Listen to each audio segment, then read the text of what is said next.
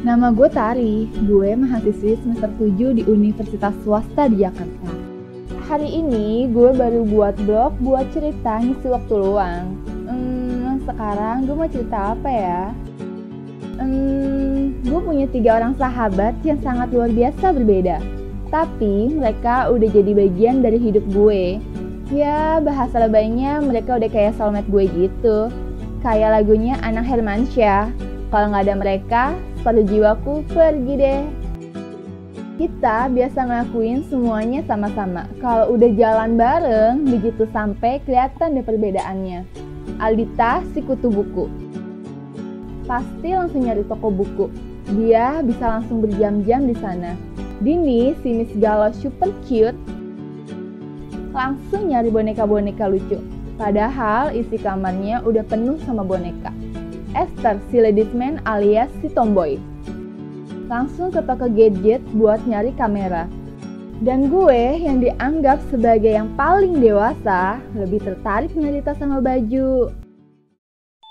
Nggak cuma jalan-jalan, tidur pun kita bareng-bareng dengan ekspresi dan posisi yang aneh. Aldita selalu tidur sambil ngempeng. Esther dengan posisi tidurnya yang keren banget nggak peduliin kanan kirinya. Dini mulutnya pasti manyun. Dan gue udah pasti mangap. Pokoknya kita kalau tidur gak ada yang beres deh. Terus kalau lagi nonton drama Korea bareng makin kelihatan aja bedanya. Gue sih biasa aja. Aldita bakalan kritik dan nyatet teori yang bisa diambil dari filmnya. Dini lebay parah nangisnya. Dan Esther cuek plus 4 banget ngeliat Dini yang over alay. Ya, itu sedikit cerita tentang persahabatan kita. Walaupun kita selalu bareng-bareng, tapi ada satu hal yang bikin kita gak bareng. Yaitu kisah cinta kita berempat yang sangat bertolak belakang. Mulai dari Aldita, dia sama cowoknya itu kutu buku super parah. Kalau orang pacaran di mall, mereka malah pacaran di perpustakaan. Dan kalau udah fokus baca buku, mereka gak bakalan peduliin kanan kirinya. Gak makan, gak minum, gue abis dicuekin sampai ngantuk and kelaparan. Kalau lagi berantem, mereka pasti berantemnya pakai teori. Pernah cuma gara-gara Aldita mau nonton TV. Aku udah bilang, jangan nonton TV lagi. Menurut teori Wikimedia, informasi yang diberikan media massa itu berdampak buruk bagi kita. Loh, tapi menurut fungsi media massa itu sendiri ada 4. Menginformasi, mendidik, menghibur, mempersuasi. Artinya menginformasi dan mendidik itu berguna dong bagi kita. Enggak, kan ada teori pembelajaran sosial. Masyarakat tuh belajar dari apa yang mereka lihat di media massa. Tapi menurut teori kultivasi, media massa itu kasih cerminan tentang masyarakat yang ada. Kalau kita nggak nonton TV, dari mana kita tahu tentang masyarakat? Paling males kalau ngajak mereka berdua makan, pasti nolak dengan alasan teoritisnya. Kalau junk food mengandung zat adiktif lah, menyebabkan osteoporosis lah, dan penyakit jantung.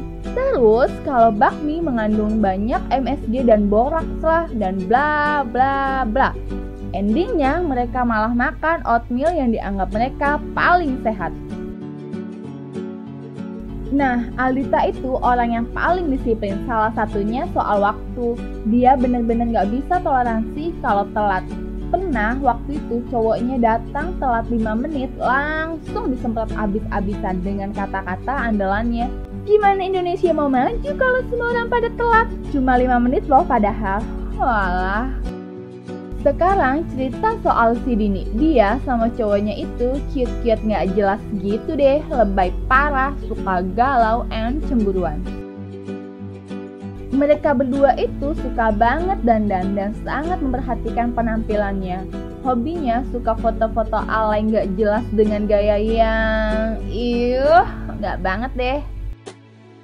Dan yang gak gue habis pikir, cowoknya itu bisa makein footex ke Dini, bahkan rapi banget hasilnya. Biasanya mereka itu berantem cuma gara-gara hal sepele, cuma gara-gara Twitter dan Dini yang cemburuan parah. Apa-apa ngancem bunuh diri, lebay kan? Bohong. Terserah deh.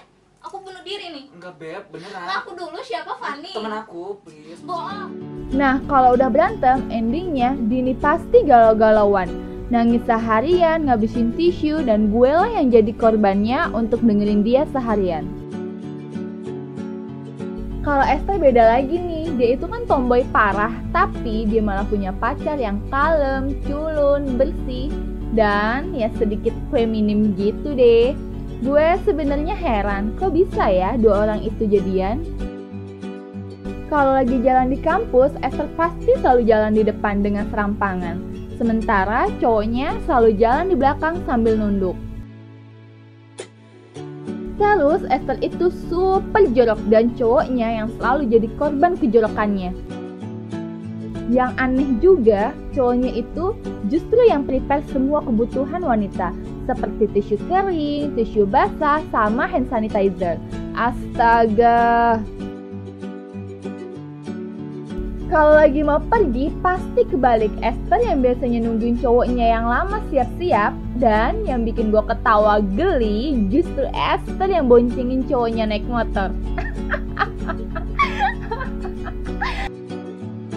Gak cuma itu keanehannya, kalau lagi olahraga bareng, stamina Esther itu kuat banget. Sementara cowoknya pasti empot-empotan gak kuat dan endingnya selalu pingsan.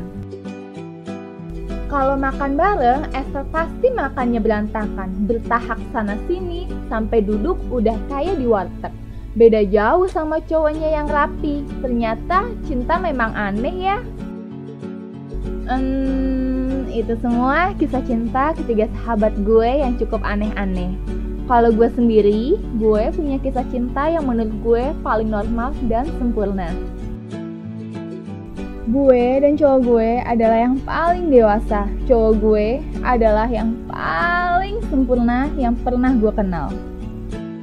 Kalau lagi jalan bareng, kita berdua pasti terlihat sangat serasi. Kita selalu gandengan tangan. Gue jadi malu sendiri ceritainnya. Gue juga biasa suapin dia kalau lagi makan. Seneng deh kalau nyopin dia, soalnya dia itu makannya lahap banget. Dan yang bikin gue bangga, dia itu pinter banget. Dia selalu sabar ngajarin gue mata kuliah yang susah. Dan kalau lagi ngajarin, dia kelihatan ganteng banget. Kita banyak ngabisin waktu-waktu romantis bareng. Kalau udah sama dia, rasanya gue pengen berlama-lama. Dan gue berharap waktu bisa berhenti. Tapi ternyata cowok itu cuma khayalan gue aja. Dia bener-bener cuma ada di khayalan gue. Mana mungkin ada cowok sesempurna itu di dunia ini.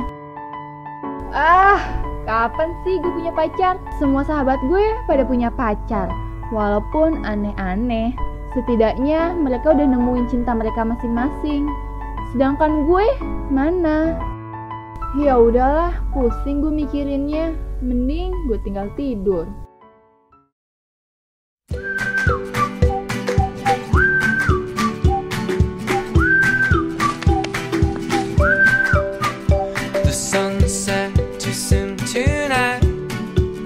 Oh my god, dia kok bisa sama kayak di khayalan gue?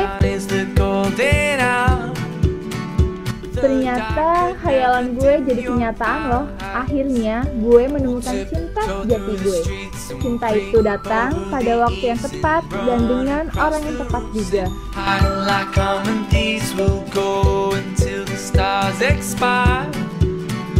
So here is where the culprit lies. Oh, we'll still love songs tonight. Oh, we'll still love songs tonight. Sekarang bagi gue gak ada yang mustahil di dunia ini. Gak ada salahnya buat kita untuk berkhayal atau bermimpi. Percaya deh. We're pushing statues to the ground. I know you are the reckless kind. The crashing is the sweetest sound. We'll tiptoe through the streets and we'll creep over the eaves and run across the roofs and hide from the police. Our hearts are big and barking. kids out. My darling, don't you turn back now. Oh, we'll still love songs tonight. Oh, we'll still love songs tonight. Oh, we'll still love songs tonight. There's only you and I.